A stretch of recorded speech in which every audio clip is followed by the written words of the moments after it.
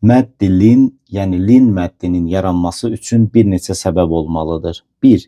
Son hərfin üzərində vəqf olunmalıdır. Hərəkə sukunu arizə, yəni əsli olmayan müvəqqəti sukuna çevrilir və bundan əvvəlki hərf ya sakin yə hərfi olmalıdır və yaxud sakin vav hərfi olmalıdır, yəni hərəkəsi olmayan.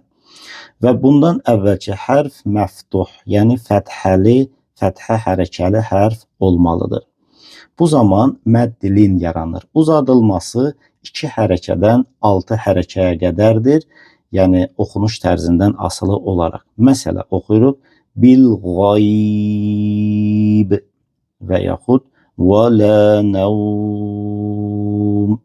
Amma biz oxunuşumuzu davam etdirəriksə, burada heç bir uzadılma mədd yaranmır. Məsələ bil qaybi deyib davam edirik. Və la nəvmun deyib davam edirik.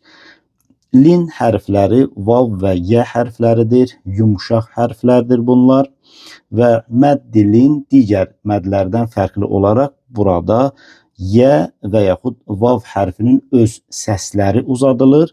Amma digər məddlərdə isə hərəkənin səsi uzadılır. Məsələ sə, si, su, burada fəthə, burada kəsrə, burada dammə uzadıldı. Nümunələrimizə diqqət yetirək.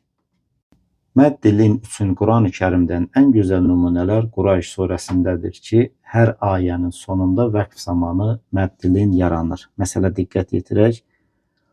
Qurayş. Mədd linin yaranma səbəblərinə baxaq.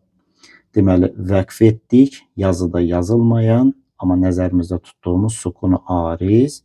Bundan əvvəlki hərf sakin yə hərfi, bundan əvvəlki hərfin hərəkəsi fəthə. Deməli, tam burada mədd lin baş vermişdir. Qurayş. Amma səhvən Qurayş deyib dayanmır.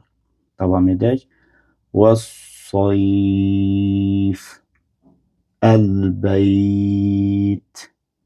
Min xavf. Min xavf. Səhvən bu cür oxuyub dayanmırıq. Min xavf.